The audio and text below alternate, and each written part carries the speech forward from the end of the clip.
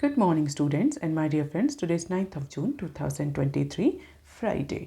Analysis start करने से पहले अगर आपको बिजनेस स्टैंडर्ड और मिंट की पीडीएफ चाहिए तो आप इनकी रिस्पेक्टिव वेबसाइट्स पर लॉगिन कर सकते हैं।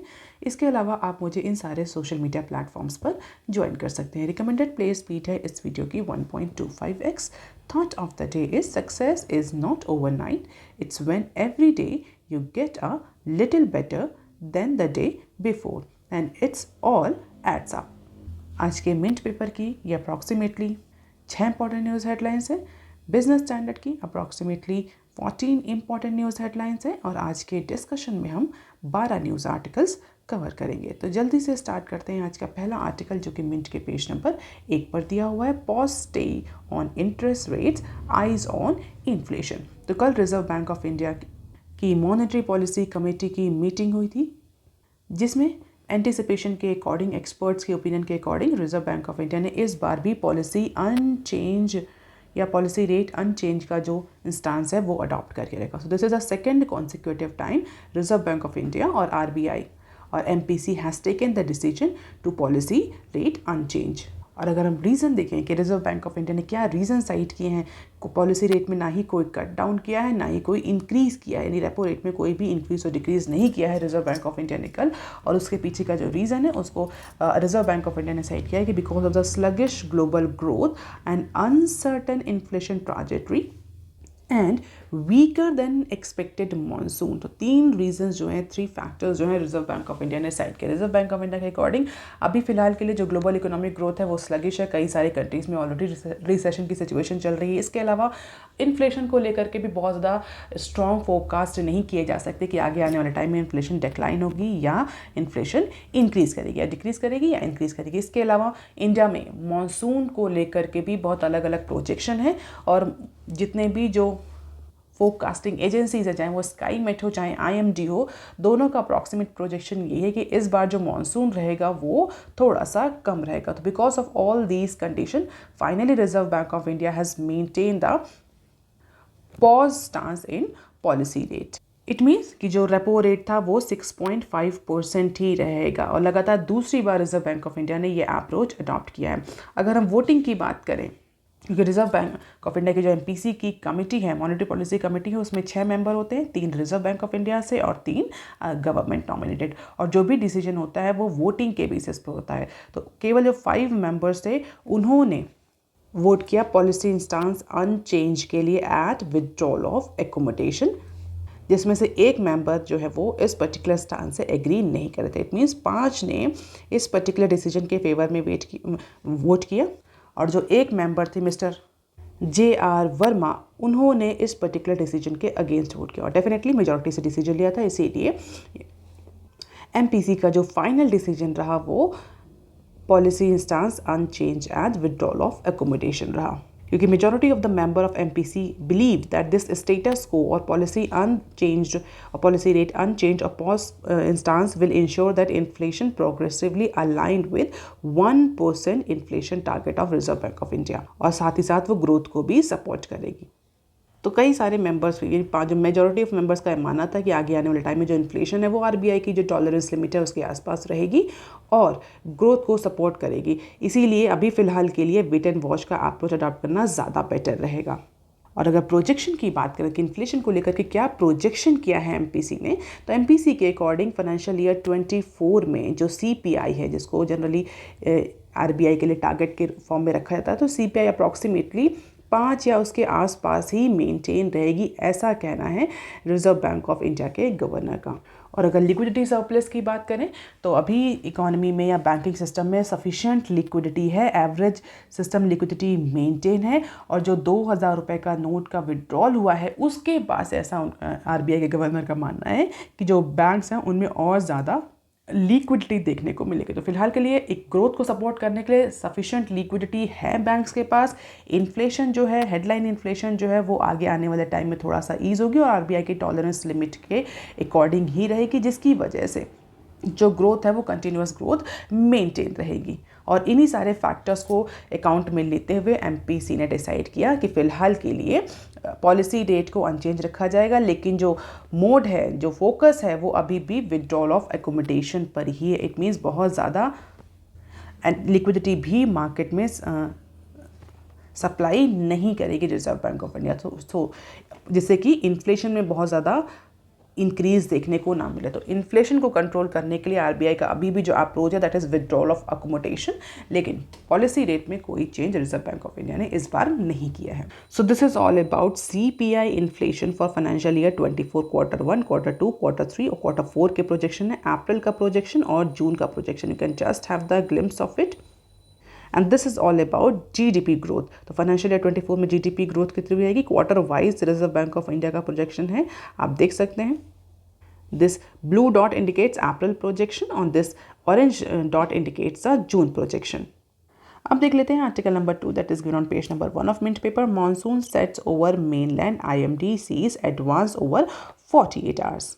तो थर्सडे को फाइनली केरला के कोस्ट पर पहला साउथ वेस्ट मानसून का शावर देखने को मिला, जो कि अपने पिछले शेड्यूल जो उसका शेड्यूल था उससे एक हफ्ते लेट है, यानी 1 वीक डीले जो है वो मानसून ने हिट किया है केरला कोस्ट पर। तो फाइनली मानसून ने जो है केरला कोस्ट पर हिट कर दिया और इसके बाद जो रूरल इनकम और इकोनॉमिक ग्रोथ को लेकर के जो प्रोजेक्शंस हैं वो थोड़ा सा और स्ट्रॉन्ग हो गए हैं। अगर जून टू सितंबर मानसून की बात करें जो approximately 45% of India's cultivated land को वाटर प्रोवाइड करता है, is all set to progress over the peninsular India and north east over the next 48 hours as per the IMD। तो IMD के according ये जो केरला वेस्ट पे मानसून, जो south west monsoon जो केरला कोस्ट पर हिट किया है, ये फाइनली आगे आने वाले 48 आवर्स तक इंडिया के अदर पार्ट्स पर भी जो है वो स्प्रेड कर जाएगा, और जो कि रिस्पॉन्सिबल है इंडिया के 45% कल्टिवेटेड लैंड को वाटरिंग करने के लिए। तो इसके बाद से जो इकोनॉमिक ग्रोथ और रूरल इनकम है, एग्रीकल्चर आउटपुट है, उसको लेकर के एडवांस एस्टिमेशन और ऑप्टिमिज्म देखने को मिला है। हालांकि मानसून किस तरीके से प्रोग्रेस करेगा इसको अभी जो पॉलिसी मेकर्स हैं वो देखेंगे, क्योंकि इसका सीधा इम्पैक्ट हमें इंडिया की रूरल इकॉनमी और इनकम पर देखने को मिल सकता है, जिसका इम्पैक्ट आगे आने वाले इलेक्शन पर भी पड़ेगा। क्योंकि अगर मानसून उतने अमाउंट में या उतने क्वांटम में नहीं रहा तो डेफिनेटली इसका इम्पैक्ट रूरल इनकम और एग्रीकल्चर आउटपुट पर पड़ेगा। तो गवर्नमेंट किस तरीके से पॉलिसी इंटरवेंशन करती है in order to help the rural economy, इसका सीधा इम्पैक्ट इलेक्शन में देखने को मिल सकता है। अब देख लेते हैं article number 4 that is given on page number 1 of business standard. RBI maintain status को, टर्न्स हॉकिश ऑन इन्फ्लेशन। तो मिंट के पेपर में हमने कवर किया मिंट एनालिसिस में कि रिजर्व बैंक ऑफ इंडिया ने 6.5% का ग्रोथ रेट जो है वो प्रोजेक्ट किया है फाइनेंशियल ईयर 24 के लिए। और इस बार जो MPC की मीटिंग हुई है उस पर पॉलिसी चेंज, जो पॉलिसी रेट है वो अनचेंज रखा है। हालांकि जो विड्रॉल ऑफ अकोमोडेशन मोड है वो अभी भी RBI का कंटिन्यू है in order to control the inflation. हालांकि अगर इंटरनेशनल कंपैरिजन को देखें, काउंटर पार्ट कंट्रीज़ को देखें, तो reserve Bank of Australia, RBA, bank of Canada, उन्होंने अपने दूसरे बोल सकते हैं उन्होंने प्रीवियस पॉज के बाद, प्रीवियस पॉलिसी अनचेंज के बाद जो मीटिंग हुई है उसमें इमीडिएटली पॉलिसी रेट हाइक है। सरप्राइजिंगली पॉलिसी रेट हाइक देखने को मिला है ऑस्ट्रेलिया और कनाडा में। तो कई एक्सपर्ट ऐसा भी एंटिसिपेट कर रहे थे कि जो काउंटर पार्ट कंट्रीज़ हैं वो फिलहाल के लिए उन्होंने अपना पॉलिसी अनचेंज जो इंस्टांस था उसको चेंज करके पॉलिसी रेट में हाइक किया है। हो सकता है इंडिया भी सेम पैटर्न पर चले, बट इंडिया की MPC कमेटी ने और MPC ने second straight pause mode adopt किया है। और अगर इससे पहले के पॉलिसी रेट हाइक पर जाए तो RBI पॉज्ड इन अप्रैल में पहला पॉज का डिसीजन, पॉलिसी अनचेंज का डिसीजन लिया था MPC ने। इससे पहले 250 बेसिस पॉइंट का repo rate increase reserve Bank of India MPC कर चुकी थी मई 22 से लेकर के फरवरी 2023 तक, जिसकी वजह से जो करंट रेपो रेट है वो 6.5% का है। लेकिन clearly Reserve Bank of India और MPC ने कहा है कि this decision to pause should not be seen as pivot, कि आगे आने वाले टाइम में हो सकता है कि reserve Bank of India policy rate में चेंज करे, लेकिन अभी के लिए पॉज की कंडीशन है। इन्फ्लेशन को मॉनिटर किया जा रहा है। Accommodation of withdrawal of accommodation का जो डिसीजन है उसको भी reserve Bank of India continue रखेगी, जिससे कि इन्फ्लेशनरी जो प्रेशर है वो कंट्रोल में रहे। और जैसा कि हम डिस्कस कर चुके हैं कि 6 में से 5 मेंबर्स जो थे वो इस डिसीजन के सपोर्ट में थे। एक मेंबर जो थे मिस्टर जयंत वर्मा, वो इस पर्टिकुलर डिसीजन के सपोर्ट में नहीं थे, उन्होंने डिसीजन के अगेंस्ट वोट किया है। So these are the key indicators on which Reserve Bank of India और MPC has taken the decision to unchanged और to have the policy pause rate decision on this MPC। तो repo rate बात ये हम देख सकते हैं अप्रैल 22 में 4% था रेपो रेट, और जो कि आरबीआई ने धीरे धीरे इंक्रीज करके 6.5% तक लाया। फरवरी 22 से लेकर के मई 22 से लेकर के फरवरी 23 तक रिजर्व बैंक ऑफ इंडिया ने अप्रॉक्सीमेटली 250 बेसिस पॉइंट का इंक्रीज रेपो रेट में किया था। And this is the inflationary pressure और इन्फ्लेशन ट्रैजेक्टरी अप्रैल 30 22 से लेकर के अप्रैल 30 2023 का डेटा है। ये जो ब्लू लाइन है this is retail inflation, this red line is the core inflation. Core inflation means जहाँ पर हम वोलाटाइल जो कमोडिटीज़ हैं उनको एक्सक्लूड कर देते हैं सीपीआई से, जैसे कि फूड और फ्यूल। तो रिटेल इन्फ्लेशन और कोर इन्फ्लेशन को लेकर के ये प्रोजेक्शन है रिजर्व बैंक ऑफ इंडिया के, और ये फिलहाल का जो पास्ट ट्रेंड ऐसा रहा है।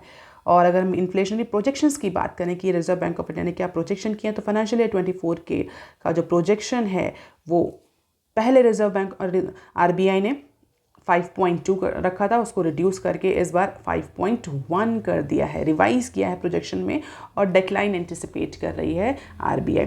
ग्रोथ फोरकास्ट के प्रोजेक्शन को देखें तो Q1 ऑफ फाइनेंशियल ईयर 24 से लेकर के Q4 तक के प्रोजेक्शन दिए हुए, can just have the glimpse of it. और अगर ओवरऑल हम देखें कि फाइनेंशियल ईयर 24 में कितना आरबीआई ने प्रोजेक्ट किया है जीडीपी ग्रोथ रेट, तो 6.5% का प्रोजेक्शन पहले भी था, और इस बार की एमपीसी में भी 6.5% का ही प्रोजेक्शन एंटिसिपेट किया गया है for financial year 24 GDP growth rate. अब इसी के साथ बहुत सारी और भी न्यूज़ है जो कि आरबीआई और एमपीसी के डिसीजन से ही एसोसिएटेड है, उनको भी हम यही डिस्कस कर लेते हैं।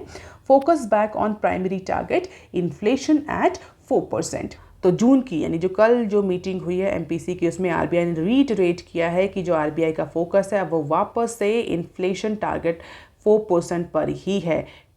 So after the gap of more than 3 years now, Reserve Bank of India returned to 4% inflation target। तो कई सारे स्टूडेंट के माइंड में क्वेश्चन होगा तो मैम 4% का टारगेट तो पहले भी था, लेकिन अगर हम लॉ के अकॉर्डिंग देखें तो रिजर्व बैंक ऑफ इंडिया का 4% का ही टारगेट है, इन्फ्लेशन को 4% के रेट पर ही मेंटेन करना है, लेकिन 2± का जो बैंड है वो भी आरबीआई को प्रोवाइड किया, मतलब 2 से लेकर के 6 तक की रेंज के बीच में रिजर्व बैंक ऑफ इंडिया को इन्फ्लेशन मेंटेन करनी थी। पैंडेमिक के ड्यूरेशन में मार्च 2020 से लेकर के जो रिजर्व बैंक ऑफ इंडिया थी वो स्टिक नहीं थी इस 4% के टारगेट पर।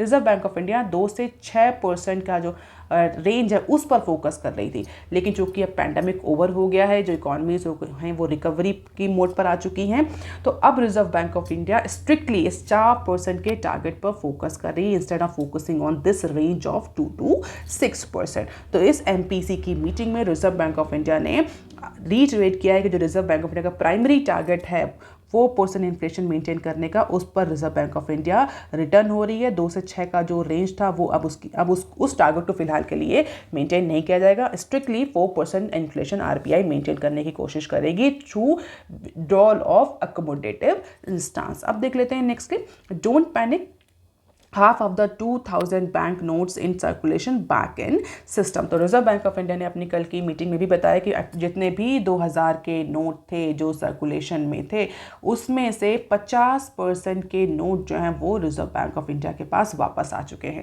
कल की न्यूज़ में हमने डिस्कस किया था कि 30% नोट अभी केवल वापस आए हैं, लेकिन रिजर्व बैंक ऑफ इंडिया ने अपनी एमपीसी की मीटिंग में, या हम बोल सकते हैं जो रिजर्व बैंक ऑफ इंडिया के गवर्नर है मिस्टर शक्तिकांत दास, उन्होंने थर्सडे को बोला कि अप्रॉक्सीमेटली 50% जो नोट थे 2000 के वो वापस आ चुके हैं आरबीआई के पास। और अगर हम परसेंटेज या वैल्यूएशन की बात करें तो 1.8 ट्रिलियन जो नोट्स हैं जिनका वैल्यूएशन 3.62 ट्रिलियन इनकी वर्थ है, वो रिजर्व बैंक ऑफ इंडिया उनको रिटर्न ले चुकी है, जिसमें से 85% डिपॉजिट हुए हैं, रिमेनिंग जो है वो एक्सचेंज हुए हैं। और इसी 85% डिपॉजिट की वजह से इस समय जो बैंक्स हैं उनके पास एनफ लिक्विडिटी और सरप्लस लिक्विडिटी मेंटेन है। अब देख लेते हैं नेक्स्ट क्लिप।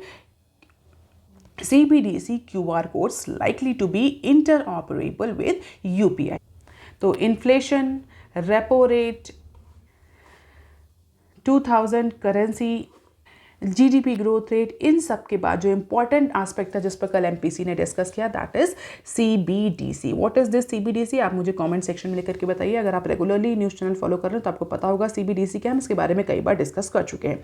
अब देख लेते हैं न्यूज़ क्या है। तो रिजर्व बैंक ऑफ इंडिया का जो डिप्टी गवर्नर है मिस्टर टी रविशंकर, उन्होंने थर्सडे को बोला कि जो सेंट्रल बैंक डिजिटल करेंसी है या जो आरबीआई की जो डिजिटल करेंसी है वो अभी फ़िलहाल के लिए तो उसको लॉन्च करने में थोड़ा सा डिले हो सकता है, लेकिन इस करेंसी को इंटर ऑपरेबल बनाया जाएगा with UPI mechanism. It means जो ये ई रुपी होगा ये इंटर ऑपरेबल होगा विद अदर यूपीआई मैकेनिज्म। जो यूपीआई मैकेनिज्म है, जो other QR code based payment mode है, उन सब से ये इंटर ऑपरेबल होगी। तो एक प्रेस कॉन्फ्रेंस में मॉनेटरी पॉलिसी स्टेटमेंट को एड्रेस करते हुए जो आरबीआई के डिप्टी गवर्नर हैं उन्होंने बोला है कि by the end of June जो रिजर्व बैंक ऑफ इंडिया का टारगेट था वो अप्रॉक्सीमेटली 1 मिलियन यानी 10 लाख सीबीडीसी कस्टमर का था by the end of June. और इसके अलावा आरबीआई जो फोकस कर रही है वो QR code based interoperable e rupee को लॉन्च करना चाह रहे, तो उसके मैकेनिज्म पर काम कर रही है। आरबीआई चाहती है कि जो भी ई रुपी या सीबीडीसी लॉन्च हो वो क्यूआर कोड बेस्ड हो और यूपीआई मैकेनिज्म से, यूपीआई से प्रॉपरली इंटरलिंक्ड हो, जिससे कि इंटर ऑपरेटेबिलिटी इंश्योर करी जा सके डिजिटल करेंसी की। इसका मतलब क्या हुआ? इसका मतलब ये हुआ कि जो CBDC, the beneficiary can withdraw this digital currency that CBDC and keep it in their wallet on mobile through UPI. और जब कभी भी पेमेंट करना होगा तो वो यूपीआई के थ्रू ही पेमेंट कर देंगे। So when you have to make a payment at a shop और to another individual, it will move from one wallet to another. तो जो ई रुपी है वो directly wallet to wallet move हो जाएगा, इसीलिए उसका यूजेस बढ़ जाएगा, उसकी एक्सेप्टेबिलिटी बढ़ जाएगी, पेनिट्रेशन बढ़ जाएगा। And that is why Reserve Bank of India want this digital currency और CBDC और e-rupee to be QR based and should be interoperable with UPI mechanism as a press conference में कल reserve Bank of India ने बोला। Because of this probably the launch of this e-rupee or CBDC may be little bit delay। अब देख लेते हैं next clip. RBI wants to take form of unauthorized trading platform on app stores। तो कल reserve Bank of India ने regulatory framework को लेकर के भी कुछ डायरेक्टिव्स दिए, चाहे वो रेगुलेटेड एंटिटीज़ हों चाहे वो ट्रेडिंग प्लेटफॉर्म्स हों। तो जो टेक्नोलॉजी कंपनीज हैं उनको कॉशियस रहने के लिए बोला है रिजर्व बैंक ऑफ इंडिया। उन्होंने बोला है that the technology companies, the technology firm should have to be cautious about the unauthorised electronic trading platform जो कि उनकी साइट्स पर डाउनलोड्स के लिए अवेलेबल है। जबकि सेंट्रल बैंक ने अलर्ट लिस्ट भी जारी करी थी। जो डिप्टी गवर्नर है मिस्टर माइकल पैट्रा, उन्होंने टेक्नोलॉजी फर्म्स को वार्न किया है, उन्हें कॉशियस किया है कि वो अपने किसी भी प्लेटफॉर्म पर किसी भी तरह के ट्रेडिंग एप्लीकेशंस को या किसी भी तरह के ट्रेडिंग प्लेटफॉर्म्स को प्रमोट ना करें, डाउनलोड के लिए अवेलेबल ना करें। Recently reserve Bank of India ने कुछ अनऑथराइज्ड ट्रेडिंग प्लेटफॉर्म की लिस्ट भी निकाली थी। इसके बावजूद भी कई बार ऐसा देखा गया कि जो टेक्नोलॉजी फर्म्स हैं they are somewhere supporting these trading platform. उसी को लेकर के रिजर्व बैंक ऑफ इंडिया ने कोशिश किया है टेक्नोलॉजी फर्म्स को। और आरबीआई ने डायरेक्टिव्स भी दिए हैं, वार्न भी किया है कि हम कंटिन्यूसली इन्फोर्समेंट एजेंसीज और मिनिस्ट्री से इंटैक्ट हैं इस पर्टिकुलर इशू को लेकर के। और अगर किसी भी तरह कोई भी तरह की फर्म इसमें इन्वॉल्व पाई गई तो उनके अगेंस्ट स्ट्रिक्ट एक्शन लिया जाएगा। अब देख लेते हैं article number 5 that is given on page number 4 of business standard. IBBI proposes changes to voting on bids for bankrupt company। IBBI stands for Insolvency and Bankruptcy Board of India, जो कि IBC code के तहत उसको form किया गया था। इसी board ने कुछ वोटिंग सिस्टम को लेकर के कुछ चेंजेस प्रपोज किए हैं और कुछ नया वोटिंग सिस्टम जो है वो प्रपोज किया है फॉर बैंकरप्ट कंपनीज। तो ऐसी कंपनीज या ऐसी फर्म्स जो कि बैंकरप्सी या इंसॉल्वेंसी की प्रोसीडिंग्स में जाते हैं तो उससे पहले उनके क्रेडिटर्स और जो डिफरेंट टाइप्स ऑफ क्रेडिटर्स होते हैं, ऑपरेशनल क्रेडिटर्स, फाइनेंशियल क्रेडिटर्स, वो वोटिंग करते हैं कि ये कंपनी बैंकरप्सी या उसको रेजोल्यूशन प्रोसेस में ले जाया जाए या नहीं। और उसी वोटिंग के बेसिस पर ये डिसीजन होता है इन जनरल। तो उसी वोटिंग को लेकर के इंसॉल्वेंसी और बैंकरप्सी बोर्ड ऑफ इंडिया ने कुछ चेंजेस प्रपोज किए हैं to the existing insolvency regulation under IBC। IBC stands for insolvency and bankruptcy code. अब किस किस एरिया में IBBI ने चेंजेस प्रपोज किए हैं? तो एक वोटिंग सिस्टम पर, ऐसे जहाँ पर more than one resolution plan हो। इसके अलावा टाइम लाइन जो है सबमिशन क्लेम को सबमिट करने की, उसमें ऑडिट को लेकर के कुछ चेंजेस जो हैं वो IBBI ने प्रपोज किए हैं। इसके अलावा कई सारे और भी चेंजेस हैं जो रिजोल्यूशन और प्रोसेस कॉस्ट को लेकर के हैं। तो प्रोसेस कॉस्ट को लेकर के, ऑडिटिंग को लेकर के, सबमिशन क्लेम के सबमिशंस को लेकर के, टाइमलाइन को लेकर के, वोटिंग को लेकर के कुछ चेंजेस जो हैं वो insolvency and bankruptcy board of India ने प्रपोज किए हैं। तो होता क्या, अगर मैं आपको बहुत सिंप्लीफाइड फॉर्म में बताऊं तो जब कोई भी किसी भी कंपनी को इंसॉल्वेंसी में डाला जाता है तो कई सारे उसके क्रेडिटर्स होते हैं। कुछ क्रेडिटर्स के कुछ प्लान होते हैं इंसॉल्वेंसी को लेकर के, कुछ के कुछ प्लान होते हैं, तो उन प्लान पर वोटिंग होती है। और अगर कोई प्लान 66% या उससे ज़्यादा का वोट पाता है तो उसी प्लान को एग्जीक्यूट किया जाता है बैंकरप्सी और इंसॉल्वेंसी में। तो कई बार ऐसा होता है कि कुछ प्लान जो होते हैं, कोई भी प्लान जो है वो 66% का जो वोट है या उससे ज़्यादा का वोटिंग शेयर है वो अचीव नहीं कर पाता। तो उस केस में क्या होता है, इंसॉल्वेंसी और बैंकरप्सी की जो प्रोसीडिंग्स होती हैं वो डिले हो जाती हैं। तो इसी को लेकर के IBBI ने कुछ प्रपोज किए हैं चेंजेस। IBBI के अकॉर्डिंग अगर कोई भी प्लान जो है वो 66% का रिक्वायर वोट अचीव नहीं कर पाता है, then the proposal with least preference vote is eliminated and its first preference is allotted to the second highest voted plan. As simple as that. जैसा कि प्रेसिडेंट के इलेक्शन में होता है कि भाई जो लीस्ट प्रेफरेंस है उसको, जो लीस्ट प्रेफरेंस यानी जिसको सबसे कम वोट मिले हैं, उस प्लान को हटा करके उसके जो वोट्स हैं वो सेकंड प्लान में शिफ्ट कर दिए जाएं, जिससे कि एटलीस्ट टाइमली मैनर में कोई डिसीजन हो सके कंपनी की इंसॉल्वेंसी और बैंकरप्सी प्रोसीडिंग्स को लेकर के। और इसी तरह के कई और चेंजेस भी जो हैं वो IBBI ने प्रपोज किए हैं। अगर ये चेंजेस अप्रूव हो जाते हैं IBC में, then we will discuss all these changes in detail. Important जो था वो था वोटिंग सिस्टम को लेकर के।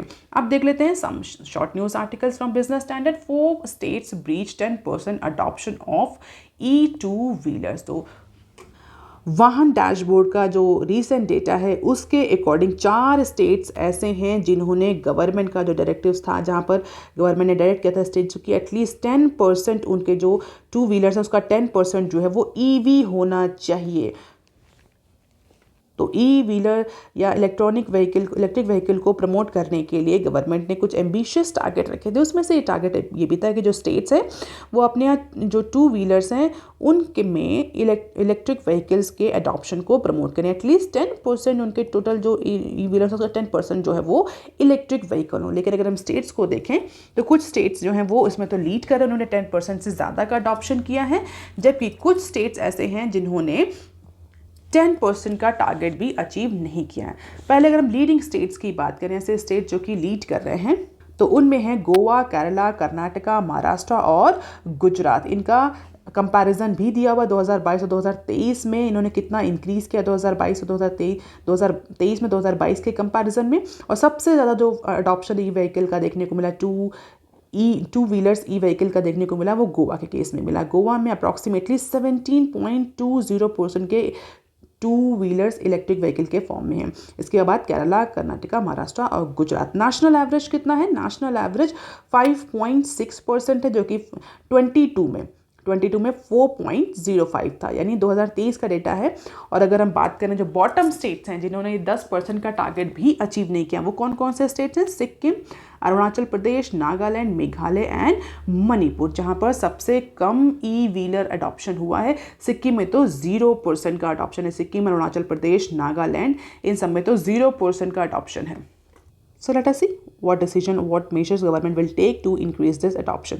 अब देख लेते हैं नेक्स्टली, बायजूस लीगल बैटल में हिट आर्म IPO फंड रेज प्लान। तो बायजूस का जो लीगल बैटल चल रहा है, जहाँ पर बायजूस ने US कोर्ट में एक क्रेडिटर के अगेंस्ट जो है पटिशन फाइल करी है, और रिसेंटली बायजूस ने एक लोन का जो इंटरेस्ट पेमेंट है वो भी नहीं दिया। So the legal battle between Byju's and the lenders in US on edtech firm, that is $1.2 billion term loan या TLB is expected to adversely impact the Byju's in different format। तो पहले तो बायजूस का जो IPO, आकाश का IPO आने वाला था, ऐसा कहा जा रहा है उस IPO का वैल्यूएशन इम्पैक्ट करेगा। वो IPO की में जो शेयर डिमांड है वो इम्पैक्ट करेगी। इसके अलावा जो बायजूस के अदर फंड रेजिंग प्लान्स हैं उसमें भी इम्पैक्ट पड़ेगा। कई सारे जो लेंडर्स हैं वो इस पर्टिकुलर डिस्प्यूट की वजह से बायजूस को निगेटिवली लेंगे और बायजूस के को अपने फंड रेजिंग प्लान्स में, फंड रेजिंग एक्सरसाइज में उतनी अच्छी डील नहीं मिलेगी। इसके अलावा एक और न्यूज़ भी वो भी हम देख लेते हैं, Byju's to lay off 1K more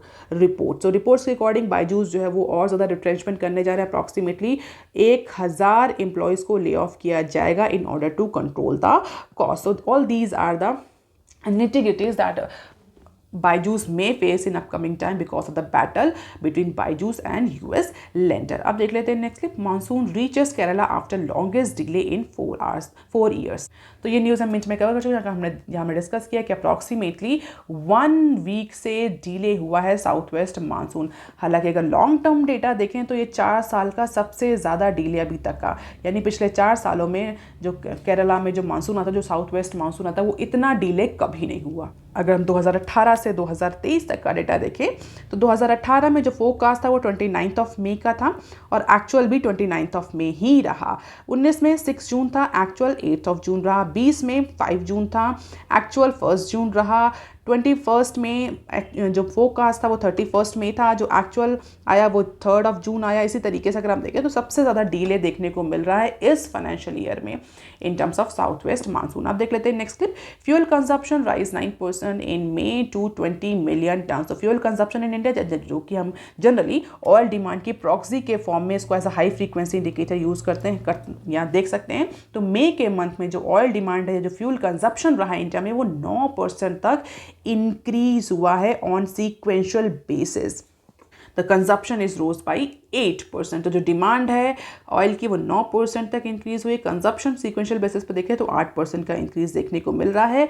high speed diesel, motor spirits, LPG, petroleum coke और नेफ्था जो है, इन सब में कितना कितना इंक्रीज हुआ है। जनवरी, फरवरी, मार्च, अप्रैल और मई तक का डेटा दिया हुआ है, you can just have the glimpse of it. और total fuel consumption in India कितना कितना रहा हर एक सेगमेंट में। तो अभी रीसेंट जो डेटा पब्लिश हुआ है petroleum planning and analysis cell का, PPAC का, उसके अकॉर्डिंग मई के मंथ में 8% कंजप्शन में और 9% डिमांड में इंक्रीज होता हुआ दिख रहा है। So that is all for today students. Please like, share and subscribe. Thank you. Have a nice